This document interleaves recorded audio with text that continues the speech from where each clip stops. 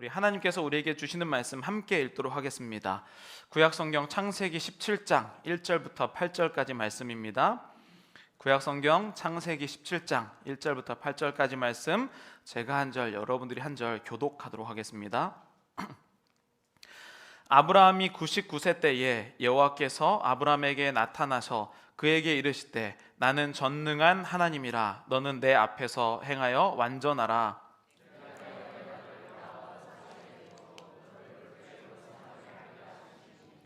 아브라함이 엎드렸더니 하나님이 또 그에게 말씀하여 이르시되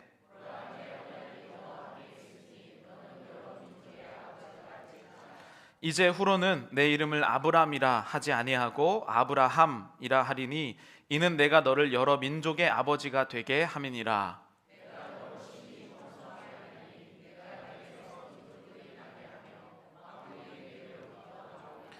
내가 내 언약을 나와 너 및 내 대대 후손 사이에 세워서 영원한 언약을 삼고 너와 내 후손의 하나님이 되리라.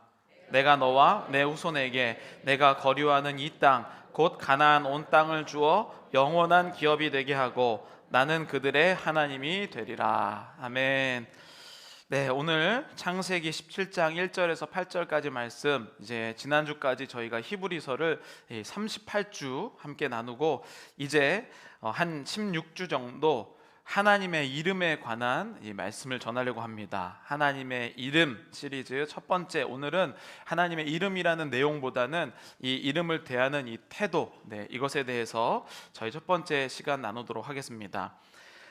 오늘 많은 분들이 이렇게 자리해 주셨지만 한 분 한 분 볼 때 정말로 그냥 온 사람이 없다라는 생각이 듭니다. 제가 많은 분들의 이 사정, 또 그리고 여기에 올 수 없었지만 정말로 무거운 몸을 이끌고 오신 여러분들의 그런 사정들을 알지만 혹시 제가 편애한다고 생각하실까봐 항상 그렇게 하지 못하는데, 그럼에도 불구하고 여러분들이 이 자리에 오신 것이 얼마나 참 보통 일이 아닌지를 잘 알고 있습니다. 그래서 오늘도 한 분 한 분 제가 떠올리면서 이제 아까 찬양을 하고 하나님의 영광을 딱 돌리는데 갑자기 눈물이 막 왈칵 쏟아져 갖고, 왜냐면 하나님께 영광을 돌리는데 그 영광이 참 저에게 기쁨과 또 그런 마음으로 돌아왔습니다. 그리고 나서 우리 성도님들 한 분 한 분 생각할 때에 하나님이 정말로 한 사람도 그냥 보내지 않았을 텐데, 여러분들도 참 무거운 몸 이끄시고 발걸음할 때 나의 어떤 모든 걸 알아주기를 원하죠. 그래서 때로는 눈에 보이는 목사님이 내가 이런 아픈 거, 또 나 이런 사정인 거 알아줬으면 좋겠다 이렇게 생각하신 분들도 계시고, 또 그렇게 말하면 또 힘나서 교회 열심히 오시는 분들도 계시죠. 근데 오늘 저는 여러분들에게 이제부터 소개드릴 것은 누군가가 나의 이런 사정 하나만 알아도 참 위로가 되죠. 그런데 하나님께서는 우리를 나보다 더 잘 아십니다. 그래서 하나님이 내 사정 알아주실 때 참 기쁘고 소망이 됩니다. 그런데 참 안타깝게도 우리의 삶 가운데 나는 하나님께서 알아주셨으면 좋겠다라고 생각하지만 우리는 과연 하나님을 알기 원하는가? 여러분, 지금 교회 오래 다니셨던 분들이 굉장히 많으신데요, 하나님의 이름이 얼마나 많은지 혹시 알고 계시나요? 하나님의 이름이 이럴 땐 이렇게 사용되고 저럴 땐 저렇게 사용되고, 하나님의 이름이 얼마나 수많은 상황 가운데 수많은 이름을 갖고 계신지, 하나님께 관심이 없으면 우리는 하나님의 이름을 평생 죽을 때까지 한 개만 알고 살아가죠. 그래서 어떤 분들은 사랑의 하나님이라고 생각해서 설교를 들을 때도 사랑 부분만 편집해서 본인에게 들립니다. 어떤 분들은 정의의 하나님이라고 해서 설교 내용 가운데 정의 이런 얘기만 나오면 그것만 들리죠. 그래서 평생 우리가 하나 두 개의 하나님 이상을 넘지 못하고 내 안에 계신 나만 알고 싶은 아주 작은 하나님을 믿으면서 살아간다는 거예요. 그래서 제가 오늘 이 하나님의 이름에 관한 시리즈를 준비하면서 저도 정말 큰 은혜를 받고, 내가 하나님을 알려고 하는 노력 자체가 없었구나. 나를 알아주시기는 원했지만 하나님에 대한 관심은 적기 때문에 늘 하나님으로부터 때로는 상처를 받았다라고 하는 사람도 있는 겁니다. 여러분 혹시 그 사진을 하나 보여주시죠? 이 사진이 몇 년에 나온 사진이었을까요? 대략 이 사진이 찍혀진 연도가 언제쯤 될까요? 네, 계속 보여주세요. 네, 몇 년도쯤이요? 자신 있게 해보셔도 됐는다. 네, 1930년대. 네, 네, 1960년대. 네, 이 사진은요, 1865년 영국에서 찍힌 사진이고, 저 사진에 있는 것은 마차가 아니라 자동차입니다. 네, 초기의 자동차고, 그 앞에 이제 사람이 있죠. 그 사람이 들고 있는 걸 자세히 보시면, 네, 사진 계속 보여주세요. 자세히 보시면 뭘 들고 있거든요. 이게 흑백 사진이라서 그렇지, 저 사람이 들고 있는 깃발은 빨간색 깃발입니다. 이제 그만 보여주셔도 돼요. 이게 영국에서 불린 붉은 깃발법, 영어로는 Red Flag Act라는 법의 가장 대표적인 사진이에요. 그래서 자동차 앞에 사람이 빨간 깃발을 들고 있습니다. 왜 이런 일이 일어났냐면, 영국은 여러분들도 잘 알다시피 산업혁명이 가장 처음 일어난 나라죠.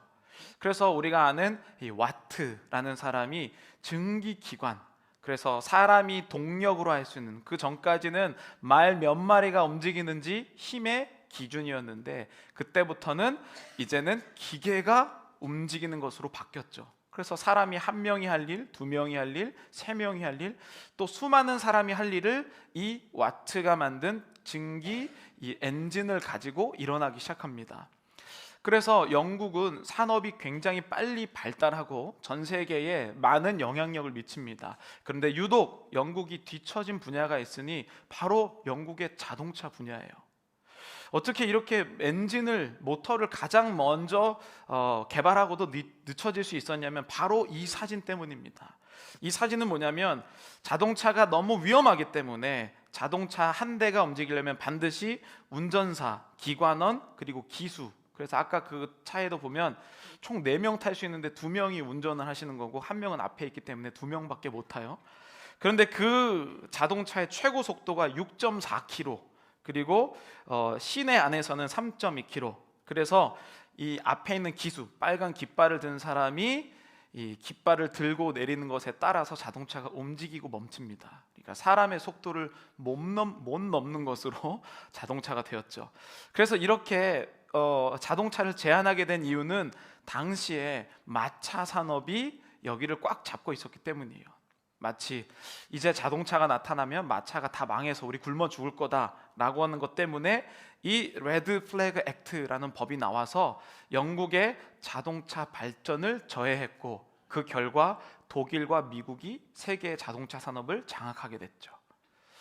가장 뛰어난 기술이 있음에도 불구하고 영국 사람들의 생각 때문에 자동차를 제대로 사용하지 못했어요.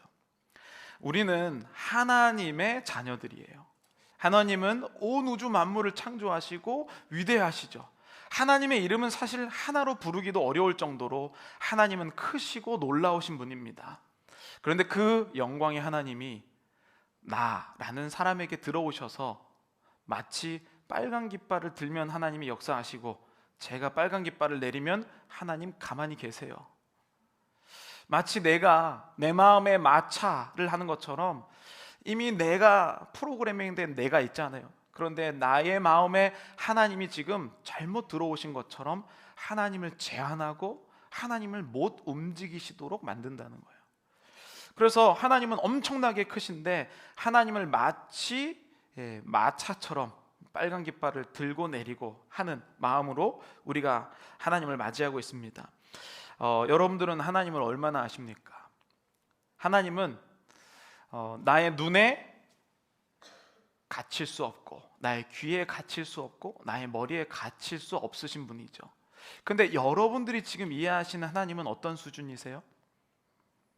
내가 보는 만큼 하나님이 계시는 거고, 내가 들은 만큼 하나님이 계시는 거고, 내가 이해한 만큼 하나님이 활동할 수 있다고 생각하는 것이죠.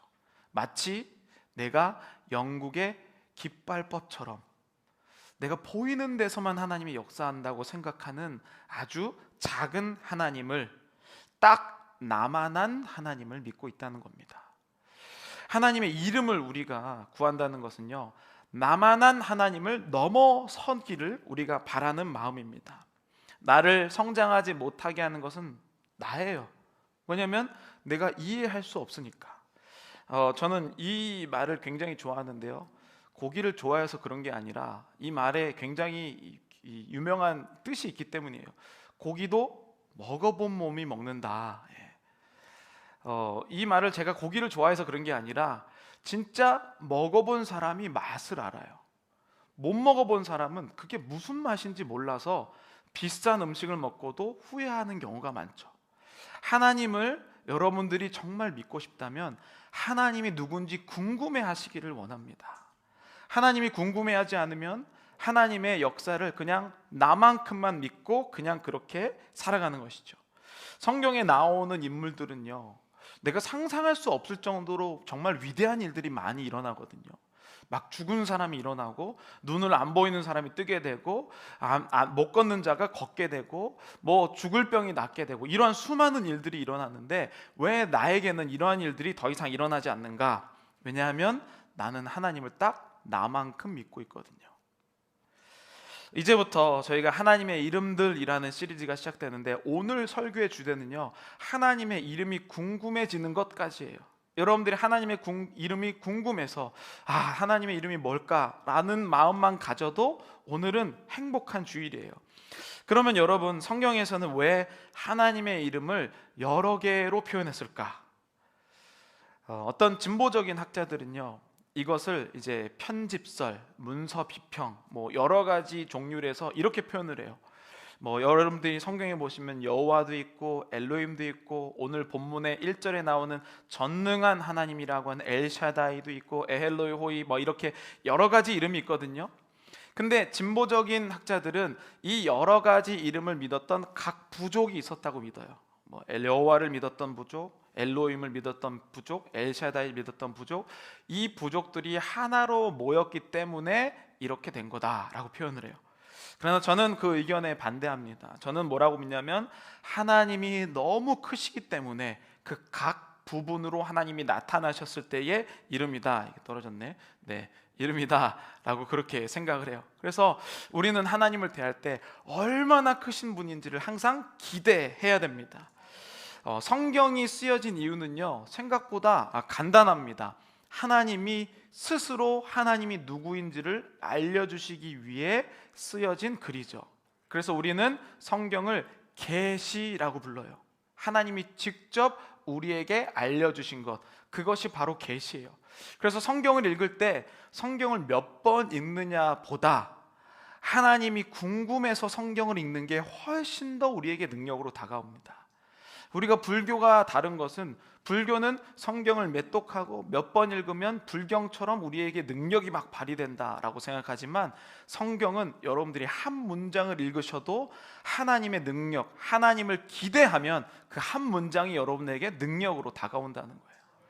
그래서 우리가 하나님을 궁금하다라는 것은 이미 하나님의 능력이 내 안에 있음을 믿는 믿음으로부터 시작됩니다.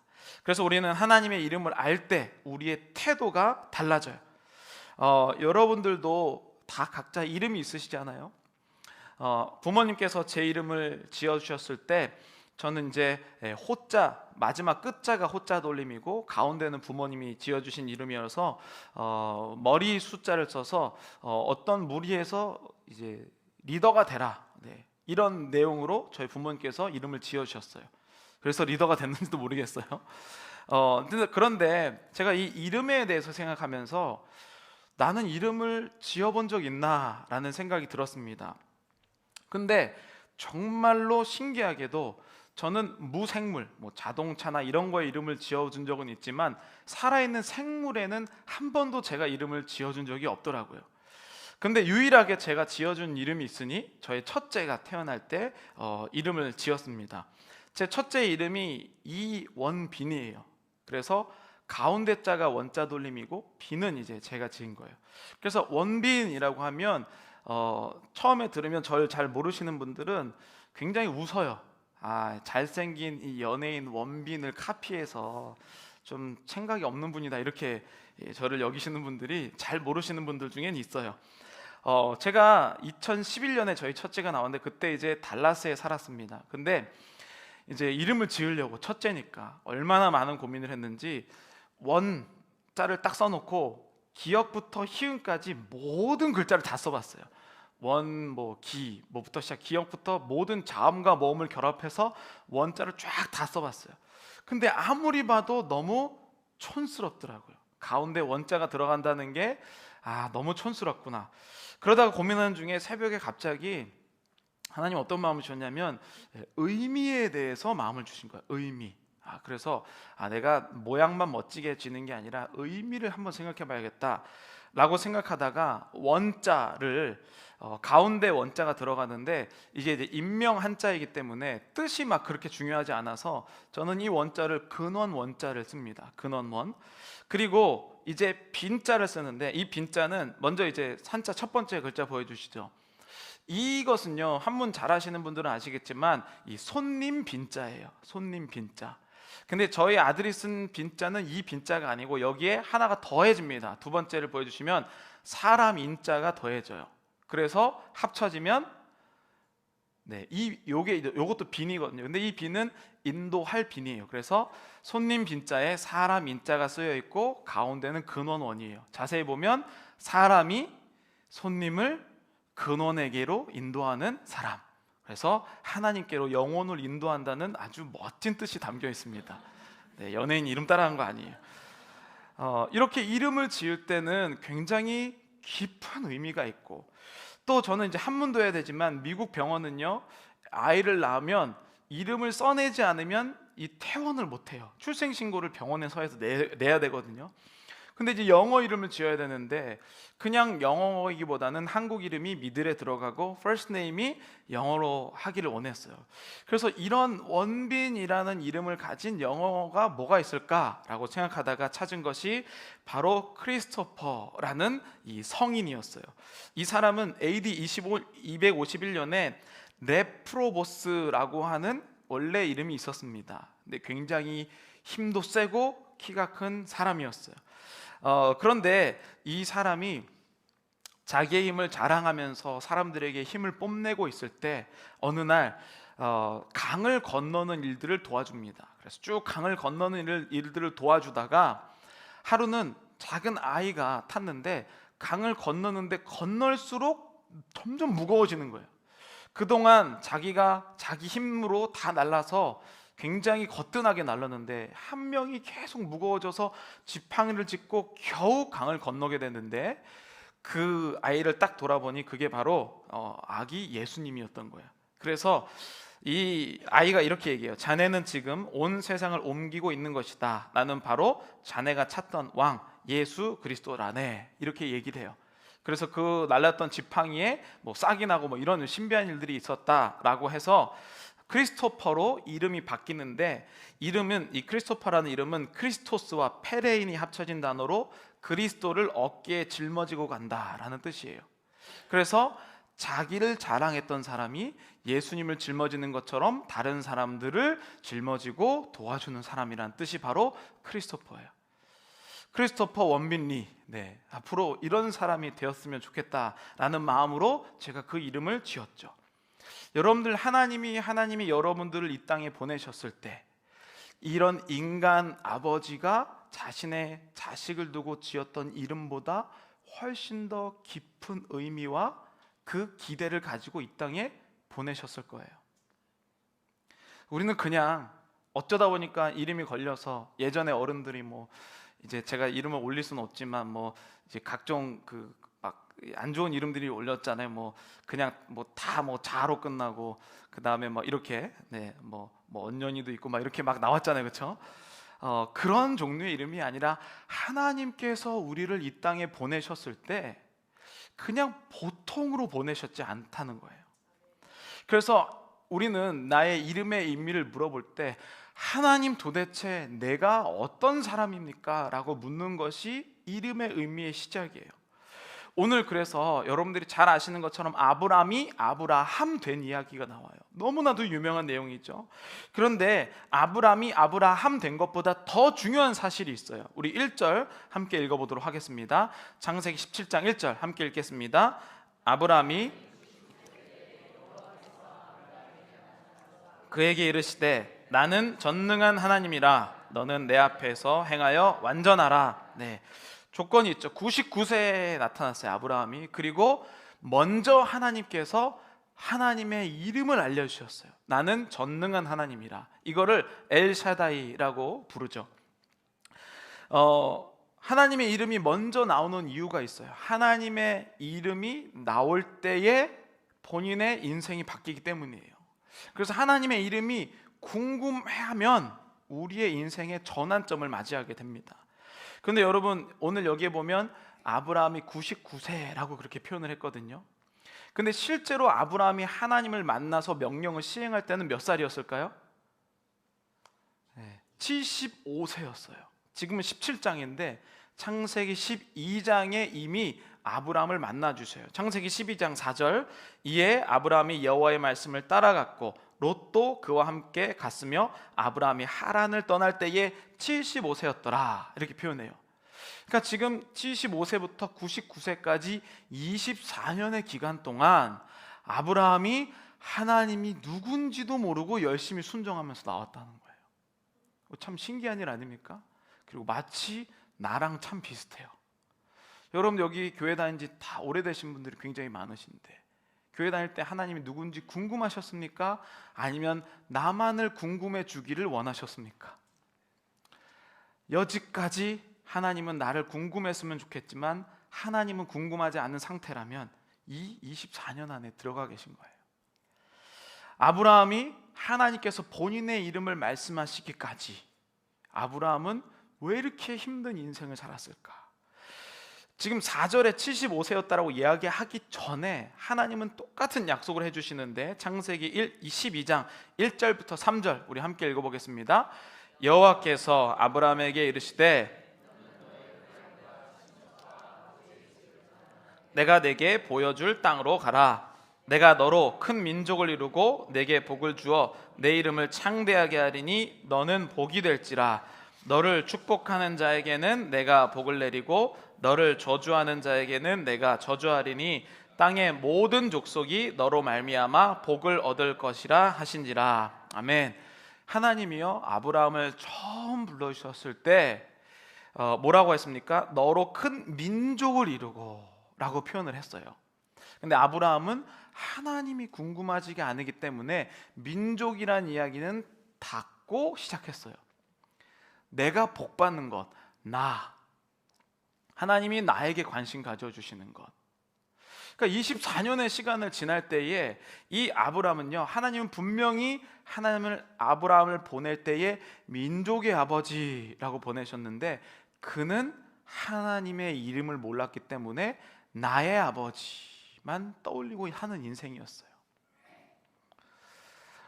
여러분, 이 아브라함이 오늘날 우리가 보면은 이 이삭을 낳기 전까지는 굉장히 신앙이 형편없다라고 생각하지만 75세 때에 본토 친척을 떠나신 분이에요. 그러니까 그 말인즉 75세 때에 자기가 있는 모든 재산과 모든 인맥, 모든 것을 다 버리고 하나님이 하신 명령을 따라갔다는 거예요. 여러분, 여기 지금 제가 만약에 여러분 모든 재산을 다 헌금하시고 주님을 따르시길 바랍니다. 몇 분이나 따르실 수 있을까요? 아브라함은 하나님을 몰라도 그랬던 사람이에요. 대단한 사람이죠.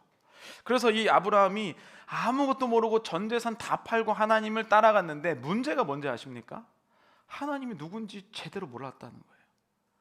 나를 복주실 하나님이라고만 생각했었던 거예요. 그래서 이 하나님이 분명히 나를 복주실 건데 어떻게 자식도 없는데 복주시나, 아버지가 되나 라고 생각했을 때 하나님을 제안하면서 이 아브라함이 생각할 수 있었던 최선을 다해 하나님을 믿은 거예요.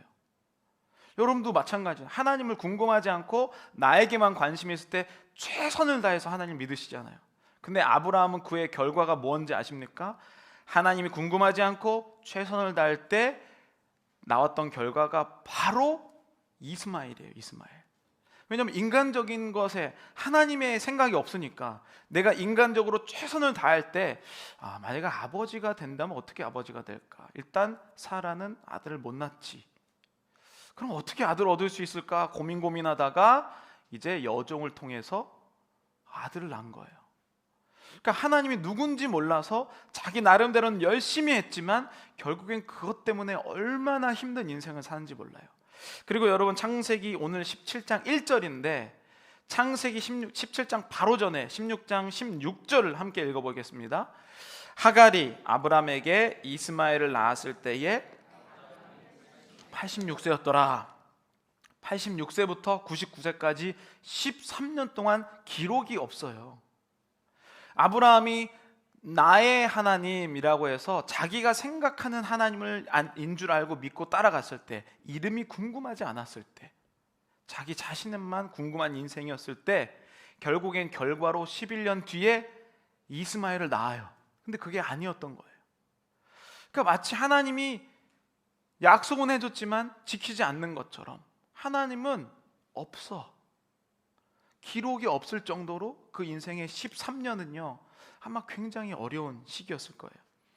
여러분들 중에 아마 하나님이 분명 내가 처음 믿을 때 이렇게 해주신다고 하고 나 평안하게 하고 여러 가지 했는데 아마 이 13년에 갇혀 계신 분들이 많을 거예요. 그 이유는 명확합니다. 하나님이 누구인지 모르기 때문에, 하나님이 궁금하지 않았기 때문에. 내가 원하는 하나님은요 딱 내가 보는 대로 하나님이 있어야만 하잖아요. 내가 들리는 곳에만 하나님이 있어야 하잖아요. 그런 하나님은 내 눈보다 크시고 귀보다 크시고 나의 생각보다 크신 분이기 때문에 내가 확장되지 않으면 더 크신 하나님이 어디서 활동하는지 볼 수가 없다는 겁니다. 어떤 사람은 그래서 사랑의 하나님을 평생 사랑만 하나님이 있는 거예요. 평생 사랑 이외에 하나님이 활동하시면 없는 분이죠. 어떤 분은 항상 치유의 하나님만 생각하고 있어요. 치유하지 않으면 하나님은 지금 활동하지 않으신 거예요. 그러니까 하나님은 사랑의 하나님이시기도 하시고 치유의 하나님이시기도 하시잖아요. 그 부분을 이야기를 하고 있다는 거예요. 지난 이제 화요일 날 제가 아들과 이 조깅을 하는데 아들이 막 여러 개 하게 하다가 갑자기 이렇게 질문을 하는 거예요. 아빠 설교는 왜 이렇게 슬퍼? 이렇게 질문하는 거였어. 아니, 뭐가 슬퍼? 저는 슬프다고 생각 안 했거든요. 왜? 그랬더니 한 2주 전에는 어떤 선생님이 자살한 거 얘기하고 지난주에는 아빠 목사님 아시는 분 딸이 죽은 얘기 했잖아. 너무 슬퍼. 이런 얘기를 하는 거예요. 그래서 제가 곰곰이 생각하다가 안 듣는 것 같은데 다 듣고 있으면서 이제 이렇게 얘기했어요. 그게 세상이다 임마. 이렇게 얘기했어요. 그게 세상이야. 세상은요, 서희초 선생님, 제가 2주 전에 한 선생님 초임 교사가 자살을 했다라고 말씀드렸잖아요. 학부모님들이 괴롭혀서. 여러분, 그 뒤로 한 3주가 지났는데 대한민국이 어떻게 바뀌었는지 아세요? 이 서희초 선생님과 비슷한 환경이라고 생각했었던 선생님들이 잇따라 자살을 하고 있어요. 세상의 영향력을 받는 거예요. 우리는요 지금 두 가지의 영향력을 계속 받는 것을 선택하고 있는 중이에요. 세상이 지금 나에게 영향력을 주고 있는 것과 하나님은 내 눈에 안 보이지만 영향력을 끊임없이 주고 계시거든요. 그 하나님의 영향력을 하나님은 모르기 때문에 활동하지 않으신다라고 생각하는 거예요. 그래서 우리는 하나님이 누구십니까? 하나님을 저에게 알려주십시오. 하나님, 제가 눈에 안 보일지라도 나보다 더 크신 하나님의 영역을 저에게 제발 알려달라고 라고 할 때 하나님의 영향력이 나에게 실제 능력이 된다는 거예요.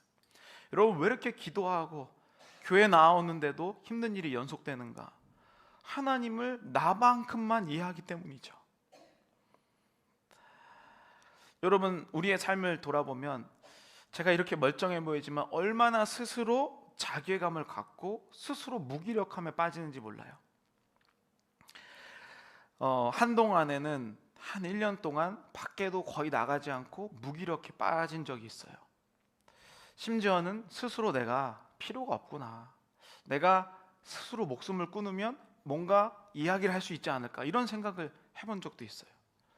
그러니까 여러분, 멀쩡해 보인다고 해서 고민이 없는 게 아니에요. 모든 사람은 다 그 나름대로의 이 고민을 갖고 있죠. 그런데 제가 하나님에 대해서 바짓가랑이를 잡고 기도할 때가 있어요. 왜냐하면 내가 아는 하나님은 이미 다 역사를 하고 계신데 만족이 안 되는 거예요. 하나님은 이런 분이셨는데 그 복을 저에게 다 주셨거든요. 근데 내 자체가 그 하나님을 만족하지 못하더라고요. 왜냐하면 하나님은 나보다 더 크시기 때문에 나로만 갇혀있는, 하나님 나 잘되게 해주세요 라고 하는 인생은요, 만족이 결코 있을 수가 없어요. 그때 하나님께서 저에게 알려주신 게 새로운 하나님의 모습이었어요. 네가 아는 것이 끝이 아니다. 여러분, 다 나름대로의 인생의 목표가 있잖아요. 그게 다 하나님은 궁금하지 않고 나만 궁금한 인생. 하나님, 저의 만족을 채워주세요. 그런데 그때는 결코 만족할 수 없어요. 여러분, 오늘 하나님께서 아브라함을 이 땅에 보내셨을 때 처음 꿈꾸고 계신 사건을 실제로 보여주세요. 아브람, 세 글자에서 아브라함으로 바뀌잖아요. 한국말로 보면 아브람이라는 것은요, 아부와 람이라는 단어가 합쳐진 거예요. 아부와 람. 이게 뭐냐면 아버지는 높다. 그러니까 아버지 중에 모델이 될 만한 뛰어난 아버지란 뜻이에요. 아버지들 중에 모델이 될 만한 뛰어난. 근데 이 아브라함은요, 아부와 하몬이라는 단어의 합성어인데 이것은 결국에는 높은 많은 무리 중에 아버지란 뜻이에요. 정말 웃긴 이야기 같고 언어 유희 같은데 아브라함, 자기 아버지 노릇을 잘하는 사람이란 뜻이에요. 아버지 중에 좀 뛰어난 사람. 아브라함은 그런 모든 아버지들의 아버지란 뜻이에요. 여러분, 내가 아브라함의 마음을 갖고 교회에 오죠. 하나님, 저 인생 어떻게 좀 해주세요. 우리 가족 좀 어떻게 좀 해주세요. 결코 만족함이 없습니다. 그러나 하나님이 자신의 이름을 계시하고 전능한, 나는 제한이 없다, 나는 네가 생각하는 너의 가족만을 위한 하나님이 아니다 라고 하시면서 아브라함이라고 이름을 확장되었을 때, 그때의 아브라함의 인생이 바뀌어요. 여러분들은 어떠십니까? 여러분들은 아브람으로 아직도 하나님을 알고 계신가요? 아니면 하나님이 나를 보내셨을 때 진짜 내 인생만 그렇게 주구장창 잘 살도록 구하도록 보내셨을까? 아니면 이 세상 안에서의 나를 하나님께서 역할을 하시게 보내셨을까? 우리는 나라는 존재에 갇혀서 나 하나님 제발 나 좀 어떡해. 그러나 아브라함의 실제로 변한 것은 아브라함, 민족의 아버지란 이름을 받았을 때에 그가 변하기 시작했다는 거예요. 여러분들, 하나님께서 여러분들을 정말로 내 자식이나 잘 키우면서 나 삼시세끼 잘 먹고 나 좋은 집에 사는 것, 그 목표로 보내셨을까요? 하나님은 여러분들을 아브라함처럼 이 민족, 이 세상 가운데 하나님의 자녀로 분명히 보내셨다는 거예요. 시편 81편 10절 우리 함께 읽어보겠습니다. 나는 너를 애굽 땅에서 인도하여 낸 여호와 내 하나님이니 내 입을 크게 열라 내가 채우리라.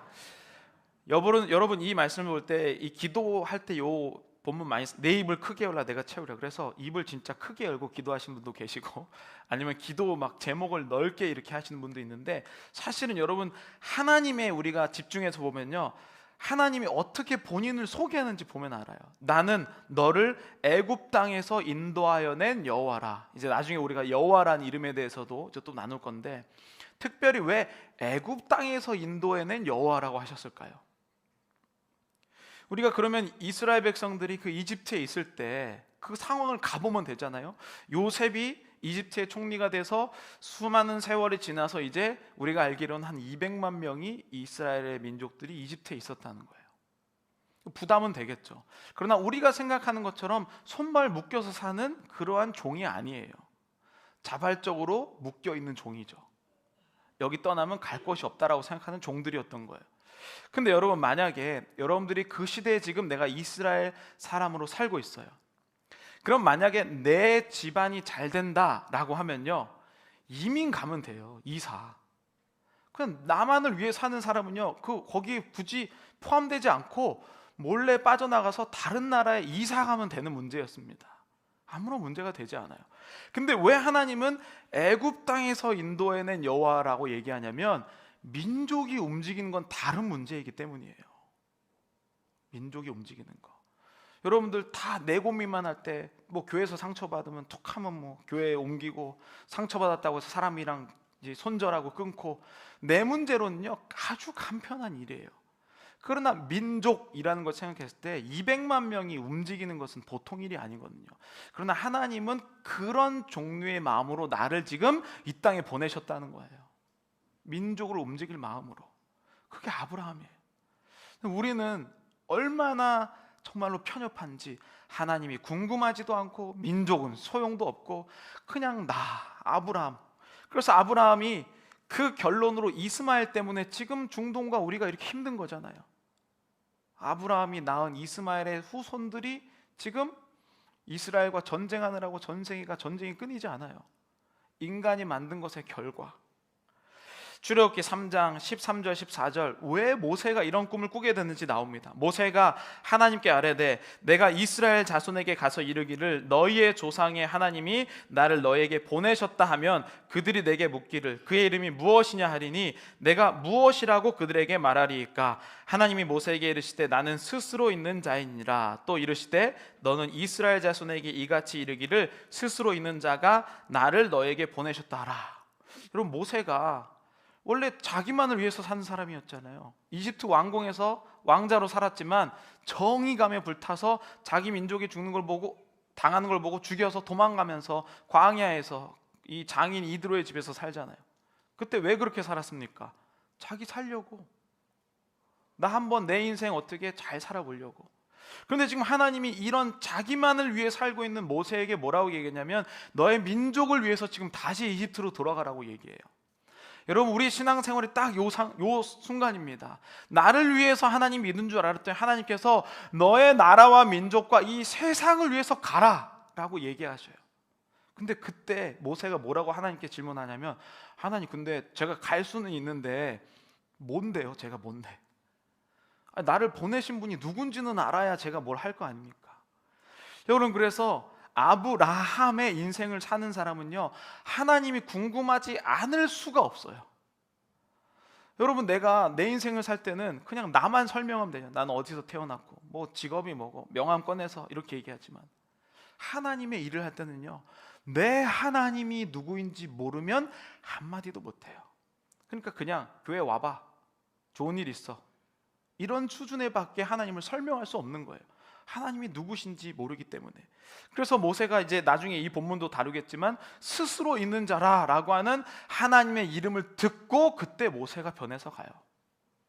예레미야 29장 12절 13절 함께 읽겠습니다. 너희가 내게 부르짖으며 내게 와서 기도하면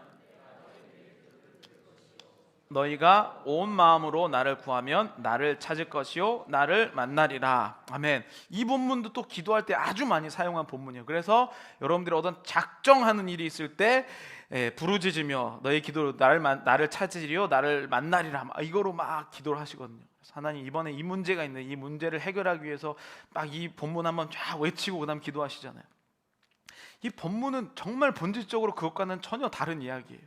이 본문은요 하나님이 누구인지 궁금한 자에게 알려주시겠다는 거예요. 하나님의 능력이 뭔지, 하나님이 어떤 분인지.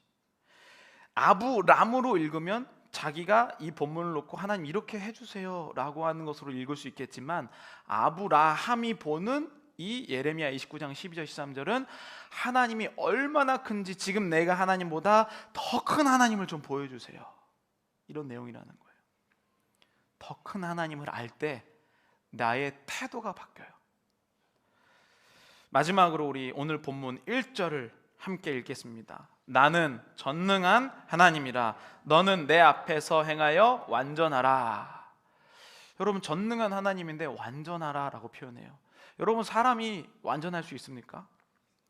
없거든요. 근데 왜 완전하라고 표현했을까요?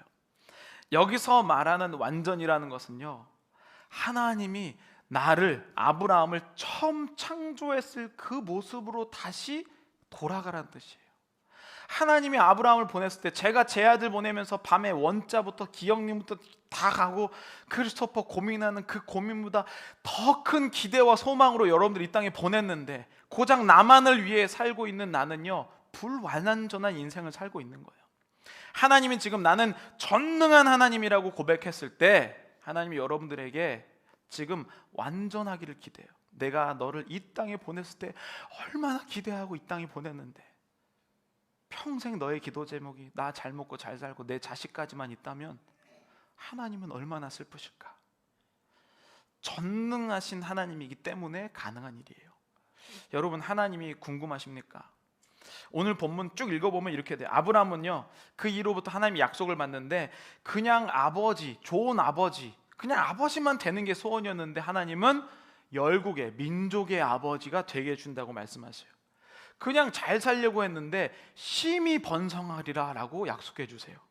그리고 자기 자신이나 또는 이스마엘 정도만 복 받으려고 했는데 영원한 복이 되게 하겠다라고 7절에 얘기하셔요. 마지막으로 나만 하나님을 따라가려고 했는데 영원토록 후손도 하나님을 믿게 만드는 8절의 역사가 일어나요.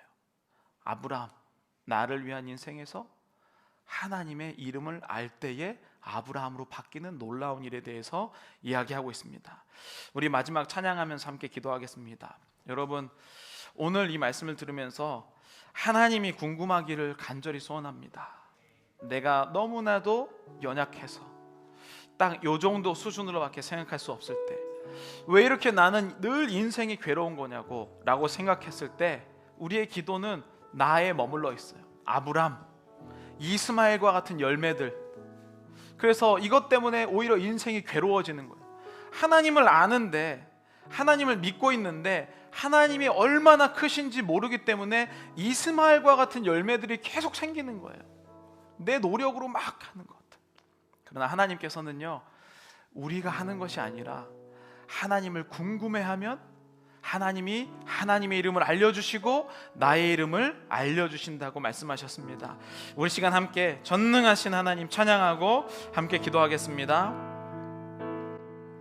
전능하신 나의 주 하나님은 능치 못하실 일 전혀 없네. 능치 못하실 일 전혀 없네. 우리의 모든 간구도 우리의 모든 간구도 우리의 모든 생각도 우리의 모든 꿈과 모든 소망도 신실하신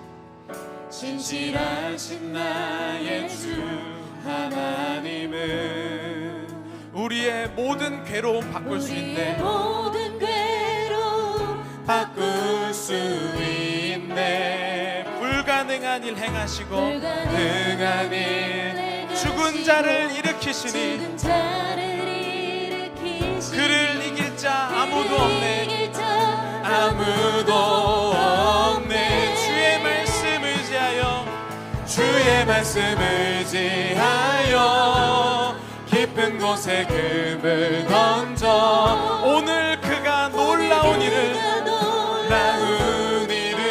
이루시는 주의 말씀 의지하여 믿음으로 금을 던져 믿는 자에게 능치 주의 말씀 의지하여 아멘. 주의 말씀 의지하여 깊은 곳에 금을 던져 오늘 그가 놀라운 일을 이루시는 주의 말씀 의지하여 믿음으로 금을 믿는 자에게 능치 못함 없네. 자에게 능치 못한 너희는 가만히 있어 아멘. 너희는 가만히 있어 주가 하나님 되 말지어다. 주가 하나님 되 말지어 열방과 세계 가운데 열방과 세계 가운데 주가 높임을 받으리라. 높임을 다시 한번 고백하겠습니다.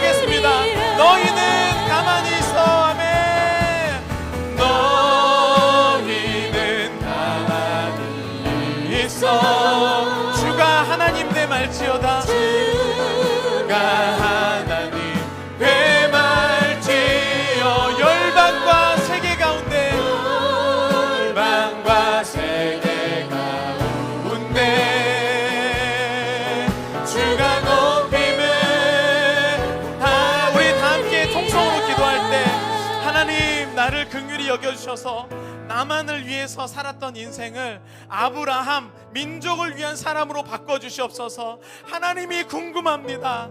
나의 머리 안에 갇혀서 내가 이해할 수 있을 만큼의 작은 하나님이 아니라 내가 이해할 수 없을지라도 이 세상 가운데 역사하시는 그 위대한 하나님, 주님 하나님의 이름을 나에게 말씀하여 주시옵시고 민족을 품게 하여 주시옵소서. 우리 다 함께 주여 한번 외치시고 통성으로 기도하겠습니다.